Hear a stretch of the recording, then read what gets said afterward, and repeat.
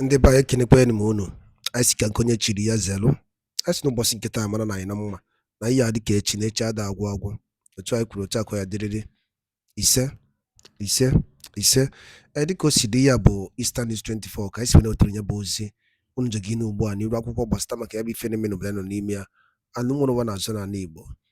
Alright, ya wetara n'ụbọchị nkịta bụ one of the Biafran activists wetara anyị ozi, quote, "Why UN intervene in Nnamdi Kanu's case? Simon Ekpa gets mandate of 50 million Biafra." Alright, ya bife ka iji maka ya wee bịa n'iru akwụkwọ.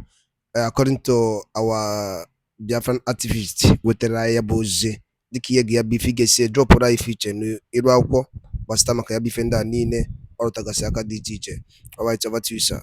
UN Special Rapporteur on extrajudicial summary or arbitrary executions has just ended a 2-week visit to Nigeria. Agnes Callamard has been looking at alleged abuses committed by security forces in the north and south, where a separatist movement has been gaining ground. Well, Callamard is warning the Nigerian government to address what she's calling a pressure cooker of violence that is claiming thousands of lives. Her report also highlights excessive use of force by police, leading to killings and lack of investigations and prosecutions for those committing human rights abuses. Well, Callamard says she found an absence of accountability and a lack of justice for victims.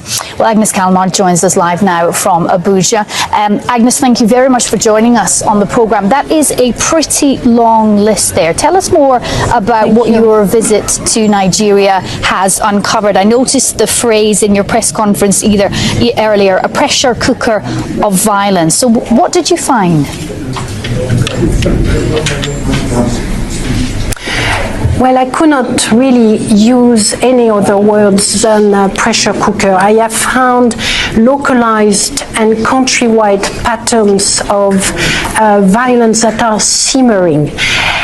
And my main concerns with those localized and countrywide systems of violence is that they are now taking place in a context characterized by population explosion, by an increased number of people living in extreme poverty, by the proliferation of weapons coming from throughout the region of West Africa, and by the environmental degradations. So those external pressure applied on top of those ecosystems, eco-political systems of violence are ready to conflagrate, to explode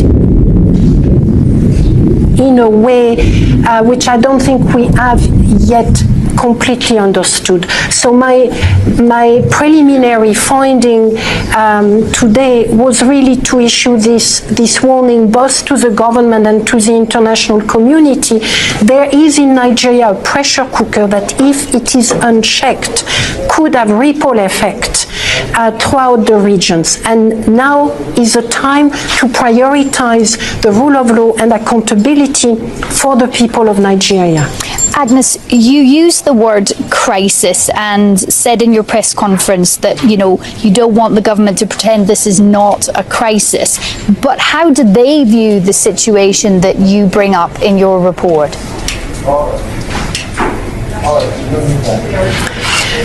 Well, you will have to ask them. I don't think I have made any sharp or stark revelations to the government. Whether or not authorities are willing to admit the extent of the problem is a different matter. But in all my meetings with officials, in the majority of my meetings with officials, there is an acknowledgement of the scale and the extent of the problems. That gives me some hope that the authorities, with the necessary leadership and political will be able to begin a roadmap towards addressing the lack of accountability, towards ensuring that killings, particularly by the police, but not only, that all the killings are investigated, that the systemic factors such as the lack of resources of the police, the lack of training, that all those resources issues are addressed. Let me remind you that Nigeria is a middle-income country.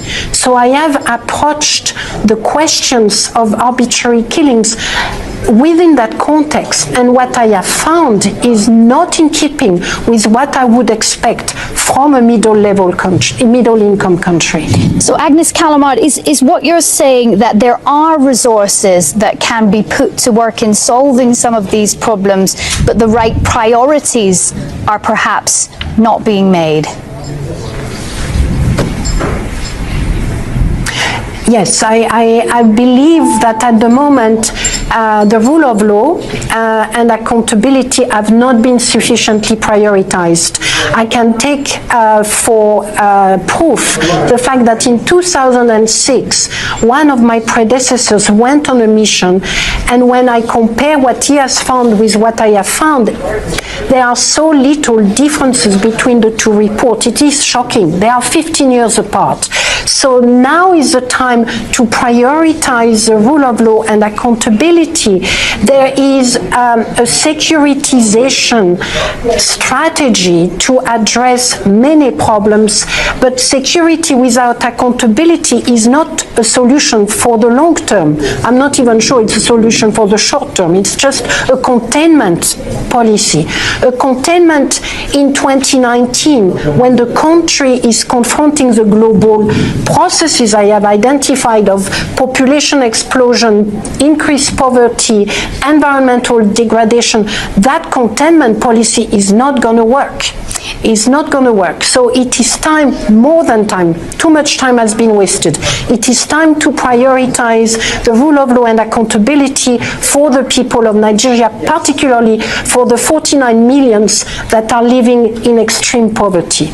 Did you find that there was any positive change?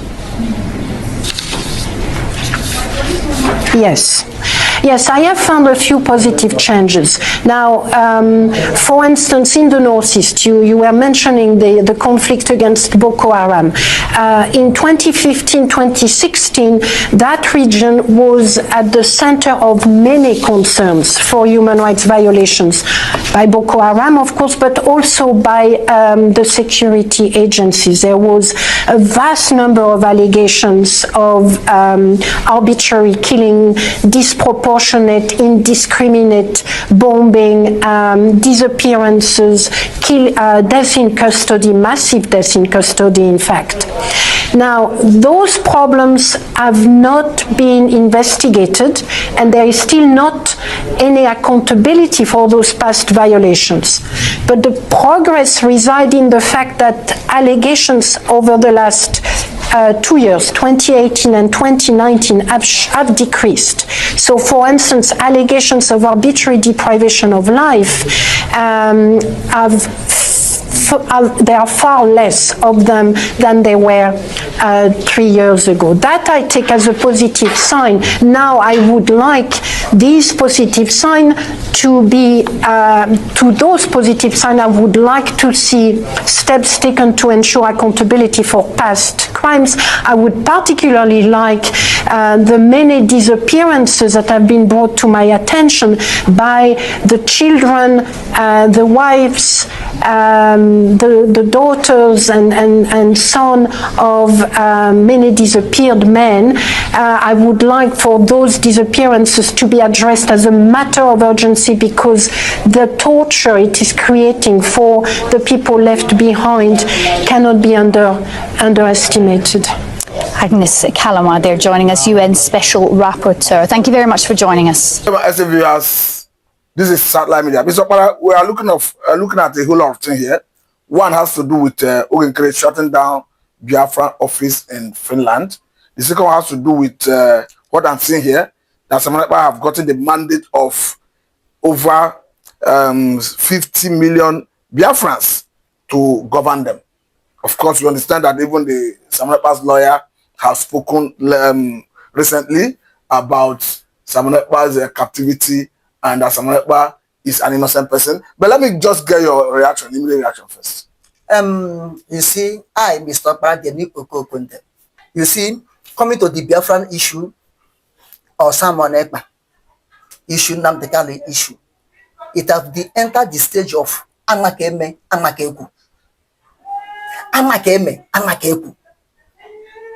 Now, looking at the issue of things, we are almost getting to the cross line to win the prize. And because of what is happening, Simon Ekpa absent, Nnamdi Kanu absent, and it seems that the cross line have shifted front. The line to cross for the prize have shifted front a bit again. Had it been Simon Ekpa is out, everything will have been normalized. Things will be okay. And Ogenkere shutting down Biafran liaison office in Finland. This is show you that he is a man having the authority now in the absence of Simon Ekpa. Let us be sincere. Let us look what is on the ground. What is happening now to justify whom is whom. No, we are not looking at who is who here. We are looking at the justification behind shutting down the office, whether he has the authority. Yes, he has the authority because he is acting prime minister. According to the election, the governing body in Biafran government in exile did, or the CRC conflict reconciliation committee did, which they call the opposition party to come and follow to join the election. The opposition party said no, they are not coming. They refused to come. After the election, CRC still call opposition party, Ogenkere still call opposition party, come, let us sit down around table for reconciliation. Opposition party said no. And as far as the mantle, according to the election, have given to Ogenkere, Ogenkere have right to shut that liaison office. As of today, he has right until someone is out. Now, and if you look at it, that liaison office, there's no good information coming again. Since there was a division in that liaison office, the person that handled that liaison office is not working with Biafran government in exile. He want to, I think, he may be or trying to be in the camp of the opposition, and you cannot be in the camp of the opposition using my property against me. This is why Ogenkere shut it down. And as Ogenkere shut it down, nobody have ever opposed him or go to court to say and go and shut. Why did he shut it down? Because they knew that he has a right to shut it down. Okay, now let us look at Ogenkere accusing or rather alleging that Bianco Dugu played a pivotal role in Simon Ekpa's case. Yes. Yes. Not only Bianco Dugu, even the people are in the opposition now. Most of them play that vital role. So that what is happening now will be happening. And you know, Simon Ekpa said, after the declaration of Biafra, it doesn't end there. After the declaration of Biafra, you have to defend it. When you defend it, there's a state you defend it rich before you have recognition of other countries. You cannot declare restoration of Biafra and start having recognition immediately. You have to prove that what you declare, you can be able to handle it. They want to prove that the foundation you lay, you are able to build that building. There's a place you build that building rich that they come and help you to finish it up. That's what that means. And it was men on the ground was on the side of Ogenkere to defend this restoration of Biafran declaration. I think you understand how it's going. So, but what you're saying, is it not speculative? Is this something you have a good authority or you have evidence to elaborate it? Evidence to elaborate is on the chart. It's on the chart. And the Biafran government in exile are the father or mother, parents to United States of Biafra. Now, it was the government in Biafra government in exile have to nurture, have to breastfeed United States of Biafra to grow up. How are they going to feed it to grow up? Is to defend the land.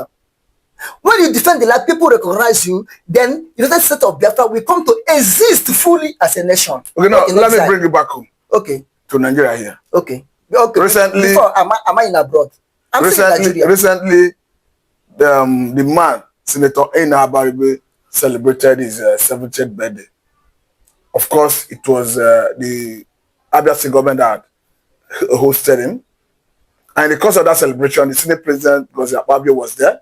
And he did say that, or rather, he said that Senator Nnamdi is a man who is ready to die for Nnamdi Kanu. Remember that Senator Nnamdi was the one that stood shorty for Nnamdi Kanu in the past, staking 100 million naira.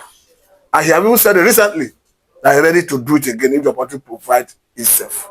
You see, let us be sincere on what we are saying. Senator Nnamdi have tried a lot for Biafra, for Nnamdi Kanu in the past. He have tried a lot. Even when Buhari said that Biafra is dots, Nnamdi came out and wear dots on his clothes to prove that he is Biafra. But along the line, things fall apart. Along the line, it looks, or it seems, or exactly, Nnamdi is playing a hypocrite role. Biafra in the day, Nigeria in the night. These are big allegations. Not big allegation. This is why Nnamdi fall apart with Biafran fans, with true Biafrans. Look, let me tell you, no politician in Biafra land you can trust in the case of Biafra liberation. Don't trust them. They can be good today, tomorrow they turn around. I'm telling you honestly. They can be good today, tomorrow they turn around. Therefore, no politician in Nigeria, Biafran politician, whether South-South, whether South-East, I trust. As far as Biafra causes, there. Okay, this Abaribe Enyina, I congratulate him for 70 years birthday. God will give him more days and more life to live. And I pray also that every spirit of hypocrisy in him, God should remove it away in the name of our Lord Jesus. But you are trying to blackmail him. I'm not blaspheming him. This is what I'm just analyzing. You don't have any evidence to prove what you are saying. I'm just okay. I don't have any evidence to prove what I'm saying. Then hold your peace. But no, according to what you said. Now, Nnamdi, if he love Nnamdi Kanu, love Biafra, why should he go to Finland to against someone Ekpa? And someone Ekpa is in the same cause of Nnamdi Kanu and Biafra, and himself in the same cause of Nnamdi Kanu and Biafra. Then why did he go to Finland against? It was speculated. I did not follow him. I'm not in Finland. But it was. But you are not sure. Excuse me. It was speculated, and as it was speculated, he have heard it. Why can't he come out and debunk it or defend himself? If you are saying it was speculated, it means you are not sure. Listen, it was speculated, and let me tell you, there be no any smoke without fire. There be no any smoke without the fire.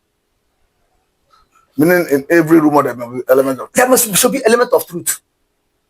But let us leave it at that because you are not sure. Now, Senator Abari Benin, Senator Akpabio, coming to say he's a man who is willing to die for Nnamdi Kanu. If Senator Abari Benin, Honorable Abari Benin, is ready to die, and Senator Akpabio, Senate President, confirm it and love what Abaribe is doing, why can't Senate President took the same suit? If Senate President took the same suit, that they love Nnamdi Kanu to be out, Senate President could not have been working against someone. I'm not bringing you, I don't drag this. I'm not excuse me. If Akpabio know what that someone, Abaribe is doing is good for Nnamdi Kanu and the Biafra, and he supported it, why did he, Senate President, Honorable Akpabio, go against someone? I'm not discussing Akpabio. I'm only telling you, I'm only trying to bring out his commendation about Senator Nnamdi. Yes. But let me even bring this angle. Remember that Nnamdi was the one that led his colleagues from the eastern part of the country to interface with federal government when they met with the Attorney General of the Federation over the same issue to have Nnamdi Kanu released through a political solution. Now, that's the political solution. What is it? That political solution. And the only political solution I, as an individual, understand is Nnamdi Kanu, drop Biafra, you get your freedom. That's the only political solution I know. But I remember that recently, even Senator Nnamdi have said it, advising Senator Amebola Tinubu, the president, to take the advice of the Attorney General of the Federation. It got to show that why they had that conversation, that the Attorney General of the Federation was actually of the view that Nnamdi Kanu should be released. Nnamdi Kanu should release on what ground? On what ground? Go home and shut up your mouth. Don't talk of Biafra again, or go home and have your Biafra. Go with your Biafra. On what ground? Release on what ground? Do you know? But have you not heard from even the same Senator Nnamdi that he have met with Nnamdi Kanu? That Nnamdi Kanu have accepted to abide by whatever condition that will be reached to enhance his early release from custody. What condition? Whatever condition. Which means they will give Nnamdi Kanu. See what I'm saying? They will give Nnamdi Kanu condition to stop Biafra. That's the only condition. I'm telling you honestly. As 2017, when he was granted bail, you see the condition government give to him. You will not leave your father compound. You will not go outside. People will not come to visit you. If your family members, you cannot talk to them. Nnamdi Kanu abide. Still stay in the house. Federal government went to troop Operation Patton Task to destroy him.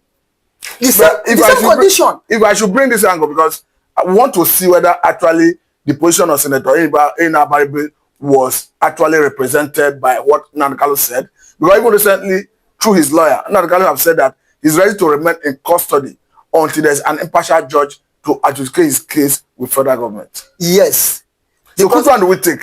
Is it the one that came from Nnamdi or the second one? No, we take the second one because impartial judge is still we give condition for that we not favor Nnamdi Kanu and Biafra. This one Nnamdi Kanu called impartial judge.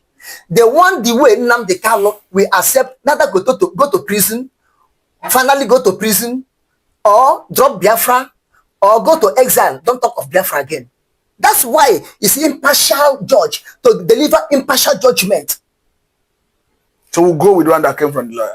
Yes, that's why Nnamdi Kanu reject all their condition. The only condition Nnamdi Kanu wants is coming out from DSS detention, Biafran flag, Biafra national anthem, and Biafra marching out. Exodus of Biafra from Nigeria. That's the only thing Nnamdi Kanu is looking for. Nothing more. So if this prosecution is to go on, perhaps there is no headway in terms of getting political solution. What are the possibility of ending this litigation anytime soon? Ending the litigation only based on Biafra exists. And Nnamdi Kanu will be, if they do not release Nnamdi Kanu, anytime Biafra exists, they release Nnamdi Kanu. But wait, before I let you go, let me bring this angle. Because the other time, the UN working group on arbitrary detention actually told the Nigerian government to release Nnamdi Kanu unconditionally. I tell that because a court of appeal in Nigeria before now have ruled that Nnamdi Kanu was extraordinary rendition from Kenya to Nigeria. As such, that he should be released unconditionally and they should end the prosecution. But Nigerian government seem not to be willing to pay that judgment. And currently, UN have not spoken further about that. Are you satisfied with the position of UN? I am not satisfied with the position of UN. I am not satisfied with the position of AU. I am not satisfied with the position of Commonwealth. What of I am not satisfied with the position of ECOWAS. What of UK? Oh, United Kingdom. United Kingdom is father of all traitors. United Kingdom is the father of the hatred of Igbo man. United Kingdom is the father of downfall of Biafra. But for which of friends you accuse UN for a body who have actually come and claim to say allow this man to go because he was extraordinary rendition. Now, you see why I'm fully against UN, but I am just giving UN advice. UN to speak with mouth. To speak with mouth. give allow Nnamdi Kanu to go, is this in, it's just like a sympathy without relief. It's just like sympathy without relief. Okay, lastly, let us dive into this area. I'm coming. I won't we are finish. closing home. Let us dive into this area. Because currently we understand that Susan Weil, of course, who is the chief of staff to Trump, was at a point a lobbyist to Ekpa. Sorry, a lobbyist to Nnamdi Kanu. And currently he's a lobbyist to Nnamdi Kanu and Biafra. And currently he's the chief of staff to Donald Trump. And some people have argued that this is a plus to the struggle. Even the likes of Ogenkere have said that Trump is looking into Biafran issue. The other lady talking about Dr. Ngozi Rabezi has spoken in the same direction. Are we going to see a Trump intervening soon? You see, if you come to this present administration of Trump, Trump may intervene, but not too soon. How do you get this insinuation? Now, we say why this is because Trump have already have problem in America. The problem Joe Biden laid down, the corruption Joe Biden laid down, the evil Joe Biden laid down, the killing of Christians Joe Biden laid down, the breaking of God's commandment Joe Biden laid down. How do you pass judgment quickly like this? It's what is there. No, Joe Biden have not been tried and convicted. No body of inquiry have indicted him. So how do you pass judgment? Nobody of inquiry have indicted him, but his government is one that sponsor terrorists in the world. His government is the one. See the realm of allegation. The government is the one that use American taxpayer sponsoring unnecessary war in Europe, Ukraine and Russia. Do you know how many billions of naira, of dollars, trillions of dollars, siphoned through American heads under Joe Biden? It's still under probe. You are quick to draw inference. Under probe. Okay. Under probe. This probe is what will make Donald Trump to draw him back or delay him a bit to lead to in the issue of Biafra, because this probe will continue. Let me ask you this before I let you go, Mr. Para, because we're costing him. How will you feel the day you hear Biafra sovereignty and the release of Nnamdi Kanu? The day I will hear it, it will be like the day Israel left Egypt. That day, it will be like the day Israel left Egypt. You know, there was a jubilation. When they crossed the Red Sea, they sing, "Who is like unto thee, O Lord? Who is like unto thee, O Lord? Among the gods, who is like unto thee? Glorious in holiness, fearful in praises, doing wonders, hallelujah." But the scenario you are painting, no, I'll allow you finish this one because that is giving glory to the living God. Yes. The scenario you are painting is people who were led by God for God purpose. Oh, calm down, take it easy. Okay. But here we are talking about Biafra.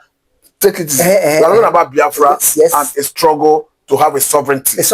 It's quite different from when God is saying, "This is my people, you are done with Egypt, I want to take you to Israel, the promised land." Now, is Biafra not God's people? The point I'm trying to make is God by himself choose Moses to lead the people of Israel out of Egypt. It's quite different from No. It's not quite different. Biafra is a God nation in Africa. Biafra. Did God speak to you about it? I say Biafra. Yes, God speak to me about it. Jesus Christ speak to me about it. Do you know the implication of what you have just said? I say Jesus Christ speak to me about Biafra. I'm telling you honestly. Do you know the implication of what you have said? From before. Can I remind you the implication? Perhaps you should withdraw your statement. I said I know what I'm saying. But let me remind you the implication. Woe unto them that said, "Thus said the Lord," when the Lord did not toss. And I ask you again, Mr. Para, I'm very conscious of what I say.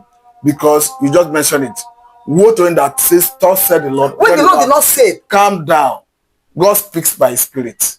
Yes. And if you hear God, you know that it's God that said it. Yes. And if you are using your insinuation, your instinct, let us get it clear. No, I'm not using my instinct. Has God spoken to you that I am the one that is doing this? Yes. Or you are using your instinct? Yes, God have told me. God to show me before Owazirike started.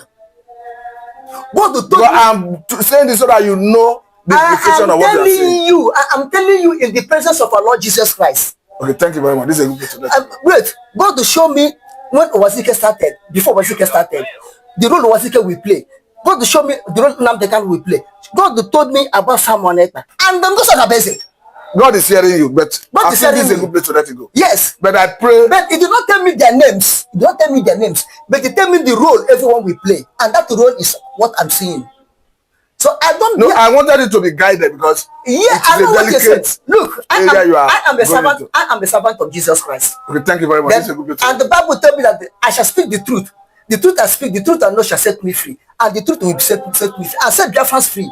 So the day Biafra will leave Nigeria will be like the day Israel leave Egypt. And I'm not saying it's not a good thing. There will be a jubilation. I'm not saying it's not a good thing for Biafra to exist. But the point I'm trying to make here is when God said, "Thus said the Lord." Yes. It's different from when you use your assumption to say this is the right thing to do. No. So I wanted to make that distinction. Yes. So that you know the implication of what you are saying. Yes, I know the implication. All right, thank you very much. Which I'm telling you. And as Biafra is living, Okokonde will be like Joshua. Thank you very much. That will support Moses, Samuel Ekpa and Nnamdi Kanu. This is a good place to let you go. Thank you. Ndị be anyị nwadalụ nenu ka ifu nwere ikwu gbasata maka ya bụ ife ndị a niile nwanne anyị nwoke rụtagasị aka n'elu akwụkwọ kọwagasịa ife dị iche iche gbasata maka ya bụ okwu Maazị Nnamdi Kanu kwuru ụbọchị nke gara aga wee sị na onweghị jọọjị ga-atụ ya nga n'obodo a. Alright, what do you have to say? Drop it on the comment section below. Nke dị ka ibe ya bụ ebe anyị si wee netere ya bụ ozi a bụ Eastern News 24 ka emesịa na ụmụnne m.